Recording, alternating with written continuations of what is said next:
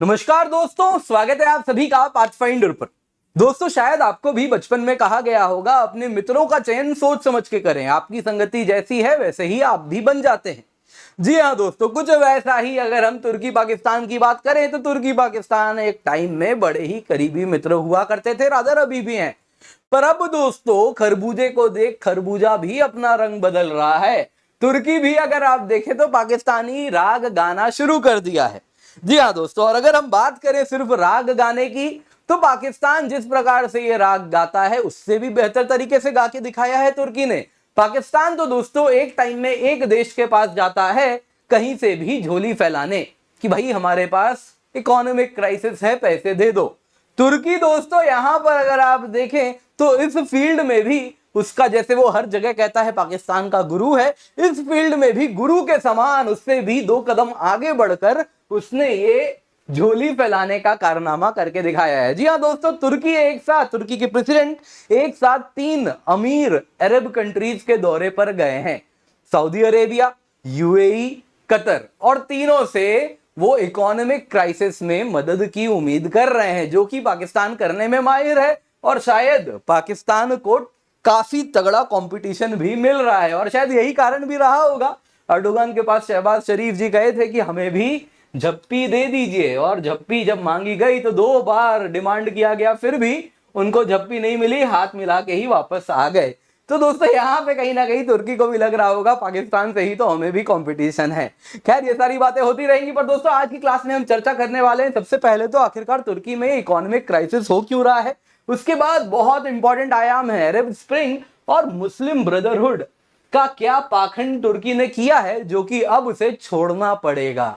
क्या है वो पाखंड, आज की क्लास में जानते हैं। तो चलिए दोस्तों देखते हैं। तो सबसे पहले जानते हैं तुर्की में आखिरकार हुआ क्या है, इस वक्त कैसी क्राइसिस आ रखी है।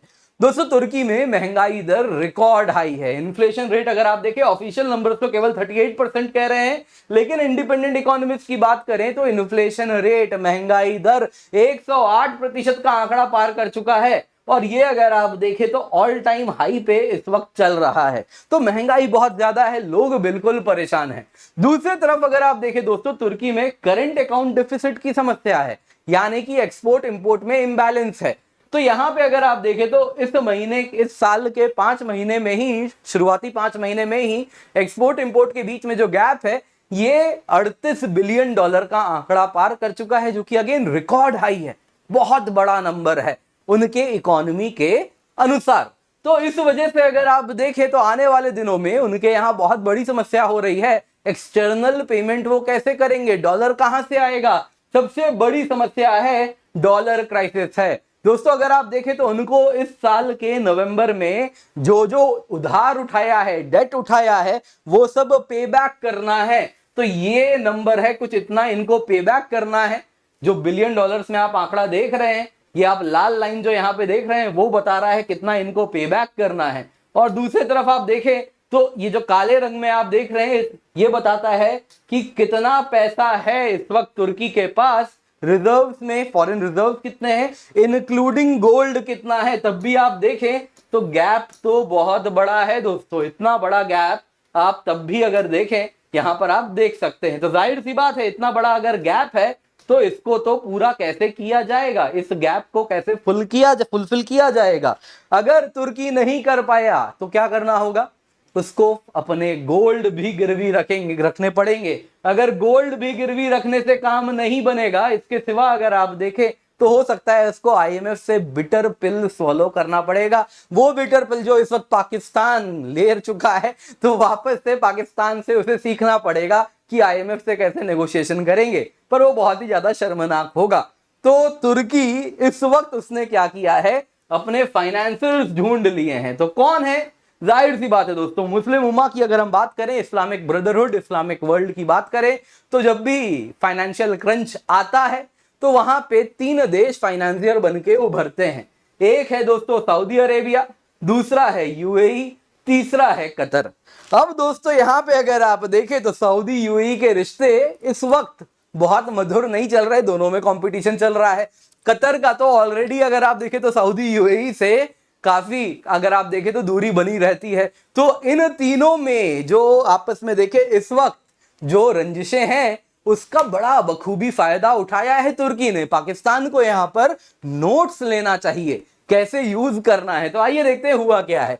तो दोस्तों सऊदी अरेबिया ने अगर आप देखें तो सबसे पहले तो जो अर्डोगान है ये अपना दौरा शुरू किए गल्फ कंट्रीज का सऊदी अरेबिया से। सऊदी अरेबिया पहुंचे, वहां पर उनको ज्यादा कुछ तो मिला नहीं, लेकिन सऊदी अरेबिया ने कहा कि आपसे हम आपके ड्रोन्स लेंगे, सुना है बड़ा बढ़िया आप बैरक्टर ड्रोन्स, आकिंची ड्रोन्स बना रहे हैं, तो वो हम लेंगे आपसे। तो ये ड्रोन्स की बात हुई। इसके सिवा कई मेमोरेंडम ऑफ अंडरस्टैंडिंग भी साइन किया गया, जिसमें एनर्जी की बात, एनर्जी के फील्ड में है, डिफेंस इंडस्ट्रीज के फील्ड में है। कुछ सऊदी ने कहा आपके इकोनॉमी में डायरेक्ट इन्वेस्टमेंट भी करेंगे। इसके सिवा इसके बाद वो चले गए, यहां से जब ज्यादा कुछ मिला नहीं तो यूएई के पास चले गए, और सऊदी यूएई में इस वक्त काफी खटास चल रही है। तो उन्होंने कुछ कहा होगा कि सऊदी देखो हमको इतना दे रहा है, तुम क्या दोगे? तो यूएई बोला अच्छा ये लो $50 बिलियन।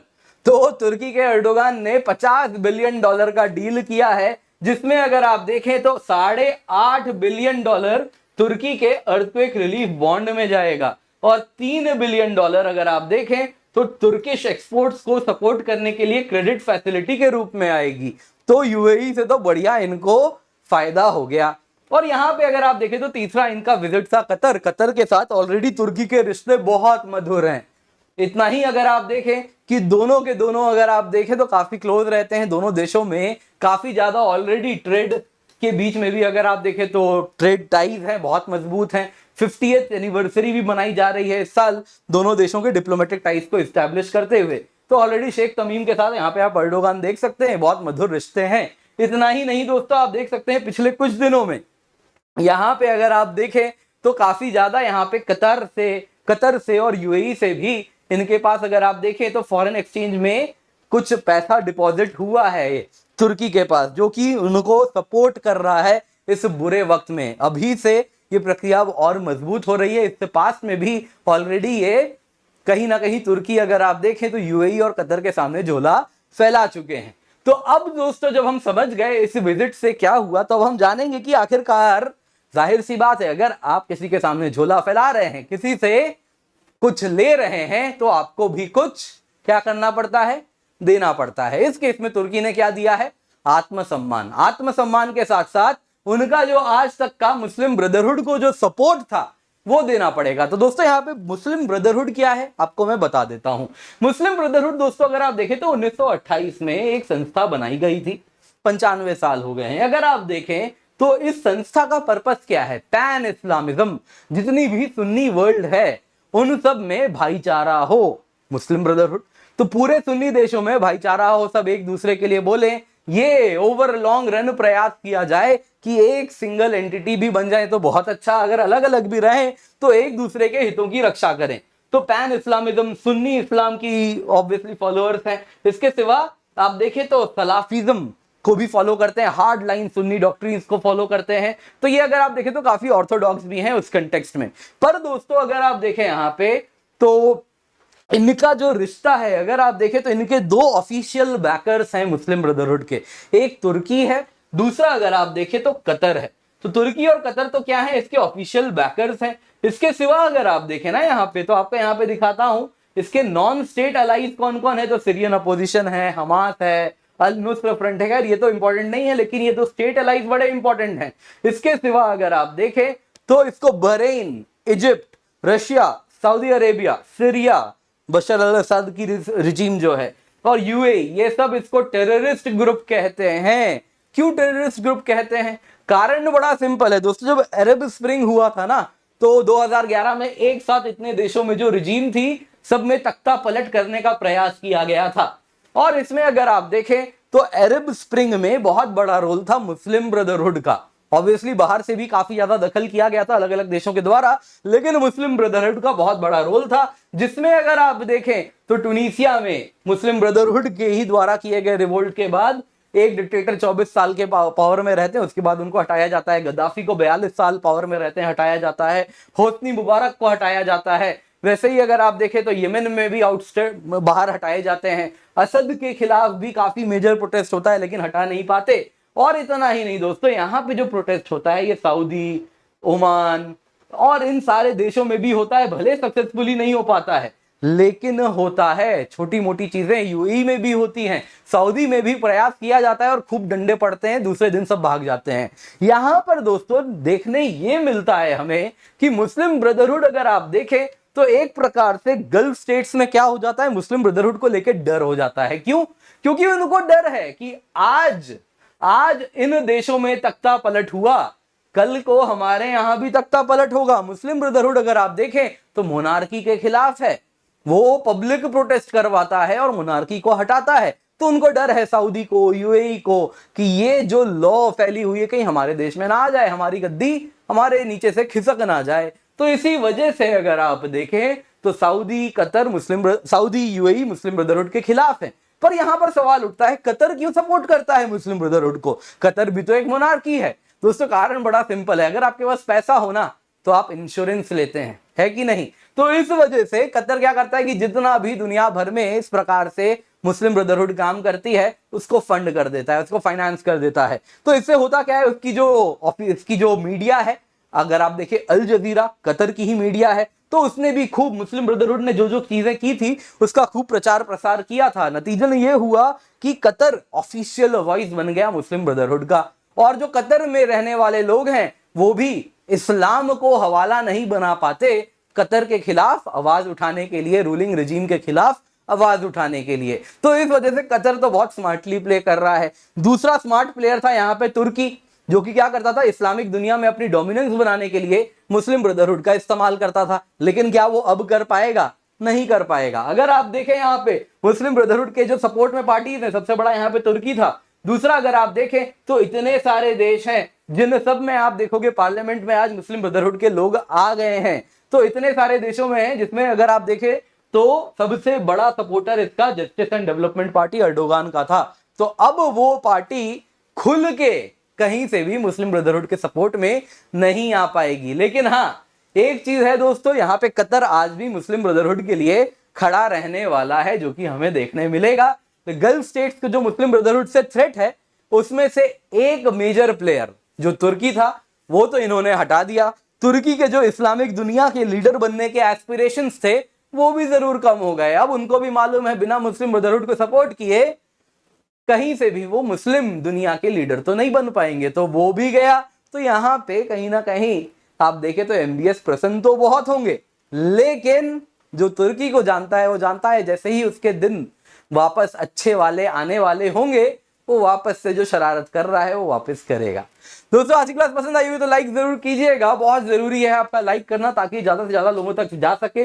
इसके सिवा दोस्तों यहाँ पे आप देख सकते हैं हमारे लर्नर्स हैं जिन्होंने हमारा नाम रोशन किया है। ये इसीलिए कर पाए हैं क्योंकि कहीं ना कहीं अगर आप देखें तो इसमें अनअकैडमी की जो पढ़ाई है, जो एजुकेशन है, that is quality, highest quality education हम आपको देते हैं बहुत ही अफोर्डेबल रेट पे। 7,999 रुपए में आपको मिल रहा है, जिसमें 9 से अधिक घंटे लाइव क्लास है, मेंस के 10 टेस्ट सीरीज है, प्रीलिम्स के 40 टेस्ट सीरीज है, कंप्लीट सिलेबस कवर किया जाएगा, आप निश्चिंत रहिए। 1 अगस्त से हमारा बैच स्टार्ट हो रहा है दोस्तों, यूज द कोड KC10। दोस्तों यहाँ पे हमारी प्राइस हाइक हो जाएगी, तो इसके पहले जल्दी से जाएं, जाके नीचे डिस्क्रिप्शन बॉक्स पिन्ड कमेंट में लिंक मिलेगा, जाके एनरोल कर लें। 31 जुलाई को प्राइस हाइक है तो उसके पहले आप ये ले लें। इसके सिवा दोस्तों हम ऑप्शनल कॉम्बो भी लाए हैं जिसमें PSIR, ज्योग्राफी, हिस्ट्री, आंसर जैसे ऑप्शनल भी हम कवर करा रहे हैं। और आप चाहें तो कॉम्बो ले सकते हैं जिसमें कंप्लीट GS, कंप्लीट ऑप्शनल भी आपको मिल जाएगा, टेस्ट सीरीज भी मिल जाएगी, यानी आपको और कुछ नहीं चाहिए, ये ले लिया तो आपका काम कंप्लीट हो जाएगा। जी हाँ दोस्तों, यूज द कोड KC10, 14,999 रुपए में आपको GS and optional complete preparation with test series मिल जाएगी, आपको और कुछ नहीं चाहिए।